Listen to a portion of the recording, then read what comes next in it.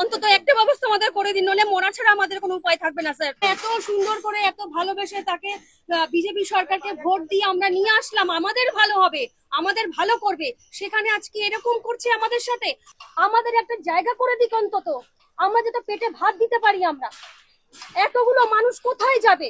বইয়ের দোকান, এই যে অনেক পরিচিত বইয়ের দোকান, দেখো ভেঙে ফেলা হয়েছে। এই যে দেখো, আমাদের সব শেষ হয়ে গেল, আমরা কি খাবো, আমরা কিভাবে চলবো, হ্যাঁ আমরা কিভাবে সংসার চালাবো আমরা কিন্তু জানি না। আমরা এখন সব গুটিয়ে বাড়ি চলে যাচ্ছি, আমাদের ভবিষ্যৎ অন্ধকার, আমাদের ভবিষ্যৎ অন্ধকার। আমরা এখন কি করবো আমরা কিছু বুঝতে পারছি না।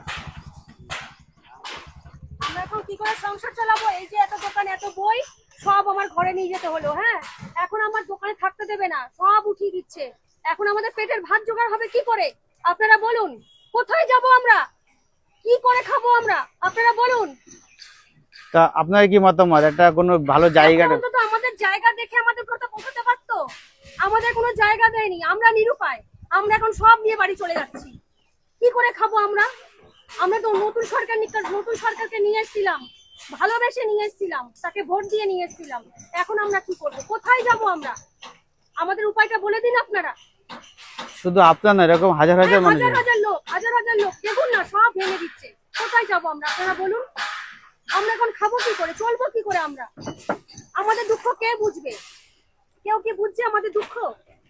দেখো বন্ধুরা, এই দিদিভাই কিন্তু অনেক দিন ধরে এইখানে এই দোকানের উপর সংসার, পুরো সংসারটা এই দোকানের উপর চলে, তাই তো? এই যে আমার দোকান, এই যে আমরা সব খুলে নিয়ে যাচ্ছি, সব বই খাতার দোকান ছিল সব খুলে নিয়ে যাচ্ছে, কিন্তু দিদির একটা আর্জি, যদি একটা জায়গা অন্তত দেওয়া যায়। জায়গা দিয়ে আমাদের একটা সরাতে পারতো, জায়গা না দিয়ে এখন নতুন সরকারকে আমরা এত ভালোবেসে নিয়ে আসলাম, তাকে তো নির্বাচিত সরকার, জনগণই তো নির্বাচন করেছে, তাহলে সরকারের দায়িত্ব কর্তব্য নেই জনগণের প্রতি কোনো?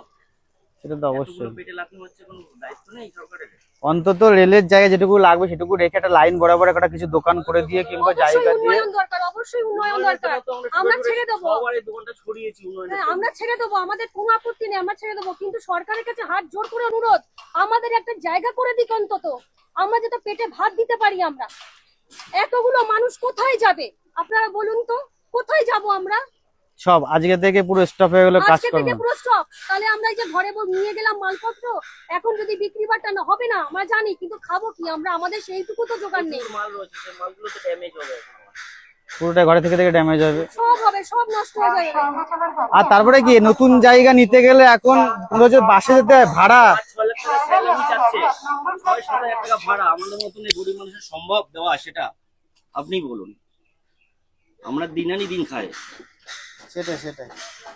আমরা এত সুন্দর করে এত ভালোবেসে তাকে বিজেপি সরকারকে ভোট দিয়ে আমরা নিয়ে আসলাম, আমাদের ভালো হবে, আমাদের ভালো করবে, সেখানে আজকে এরকম করছে আমাদের সাথে। আমরা কোথায় যাব আপনারা বলুন তো? আমরা কি করে যাবো? আমরা ছেলে মেয়েদের পড়াশোনা করাবো কি করে? আমরা পেটে ভাত জোগাড় করবো কি করে? বাবা মাকে খেতে দেবো কি? আমাদের একটা উপায় বলে দিন আপনারা, একটা উপায় বলে দিন।